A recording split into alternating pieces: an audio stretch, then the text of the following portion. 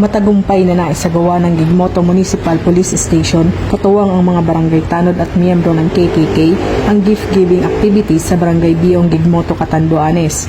Layunin ng proyektong ito na magatid ng agaran at praktikal na tulong sa mga pamilya, partikular na sa mga nangangailangan ng proteksyon at suporta. Ilan sa mga ipinamahaging regalo ay ang mga pangunahing pangangailangan tulad ng tsinelas, tuwalya, kulambo at mga gamot. Samantala, matagumpay ding naisakatuparan ng Catanduanes 2nd PMFC RPSB team sa pakikipagtulungan ng Catanduanes State University ang 2-day skills training on creative craft para sa Maysuram Women's Organization sa Barangay Maysuram, Karamuran, Catanduanes.